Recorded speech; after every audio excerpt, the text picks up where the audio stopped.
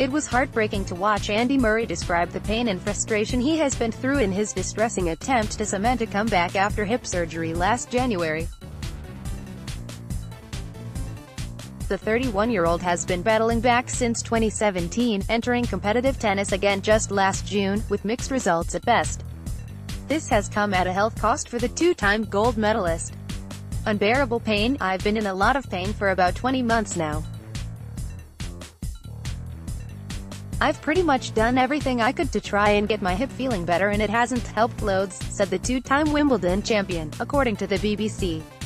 I'm in a better place than I was 6 months ago, but I'm still in a lot of pain. I can still play to a level, but not a level one have played it. The three-time Grand Slam champion was hoping that a year after surgery, he would be playing pain-free by now. Murray is now considering a more fundamental, second surgery. This time, however, it won't be with the goal of launching a competitive sport comeback. I have the option of another operation which is a little bit more severe, and involves having my hip resurfaced, which would allow me to have a better quality of life and be free of pain, said an emotionally raw Murray. That's something I'm seriously considering now. Some athletes have had it and gone back to competing, but there's no guarantee of that. If I had it, it would be to have a better quality of life. There's little things like day-to-day which are also a struggle. It would be nice to do them without any pain, said the former world number one, who had slipped to no.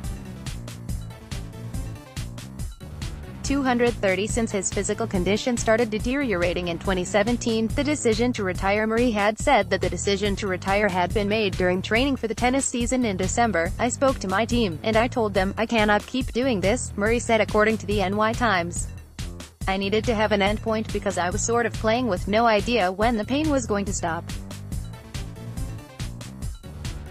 I felt like making that decision, hoping to make it to Wimbledon, but no guarantees. The Scotsman would like to stretch out his time on the tour until Wimbledon, the perfect setting for the British and worldwide public to say goodbye to their beloved athlete. Wimbledon is where I would like to stop playing, but I'm not certain I'll be able to do that, said Murray, whose voice kept cracking during a grim press conference.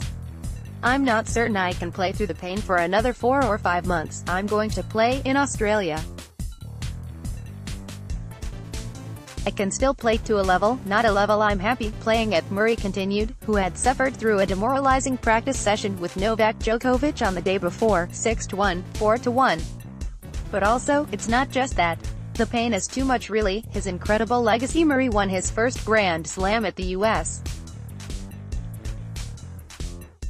Open in 2012, but followed that up by becoming the first British man in 77 years to win his first Wimbledon on home turf at the All England Club.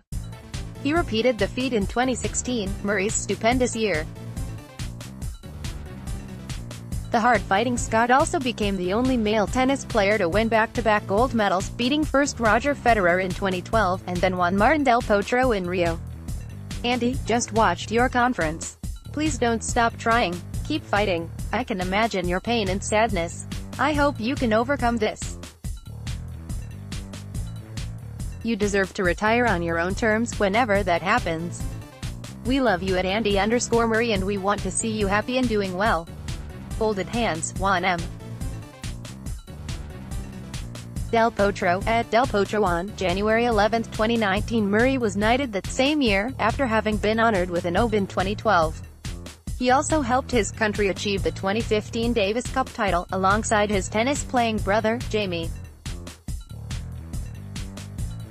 The Golden Era, long considered part of the Big Four, Murray suffered physically much worse than the other three, Federer, Rafael Nadal, and Novak Djokovic. He practically broke his body by the end of his incredible run in 2016 that saw him win the last of his 14 Masters titles, gold medal, Wimbledon, and get to World No. 1 after 7 years as No. 2. It was the year of Murray. Tennis will come to an end for us all, but the friendships will last a lifetime. What you've done for the sport will live on forever. I'm hoping for a strong and healthy finish for you, my friend. At Andy_Murray. Pic.twitter.com/BCSOCDLLJP. Grigor Dimitrov, at Grigor Dimitrov, January 11, 2019. But trying to outdo the high-achieving Federer, Nadal, and Djokovic took its toll. Murray's physicality caught up with him, while those three launched their own comebacks and rallied to add to their achievement haul. Dealing with the debilitating injury has been wearisome. I have talked a lot, way too much, about my hip for 18 months, Murray said in the presser. It's a daily thing. It isn't just people I work with that ask me, it's everyone. So everyone I bump into, that is all I talk about it. It's pretty draining. Murray played during the golden age of tennis. The Big Four have won 54 of the last 64 Grand Slams since 2003.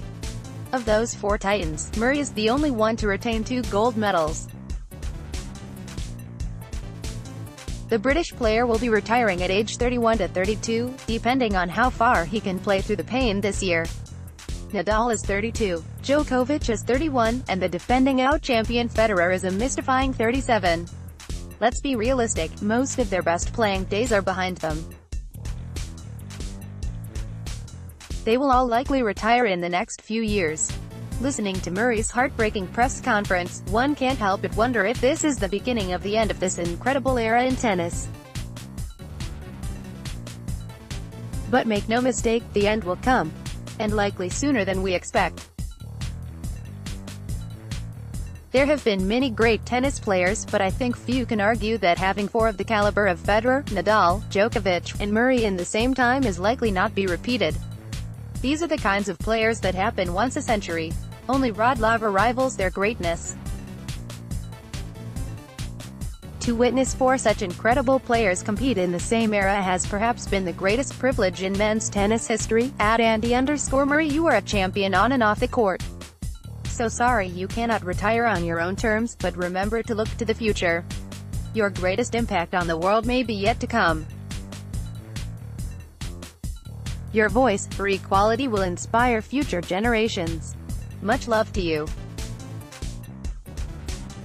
Andy Murray will retire having collected $165 million in prize money, appearance fees, and endorsements, 45 ATP titles, in addition to his majors, Davis Cup, and gold medals. Andy Murray will face number 22 Roberto Bautista Agut on Monday. Depending on how he fares in that first-round match, his retirement could come that devastatingly soon. Or perhaps he could will himself, as he's done so many times in the past, to stretch his farewell to the sacred ground of Wimbledon.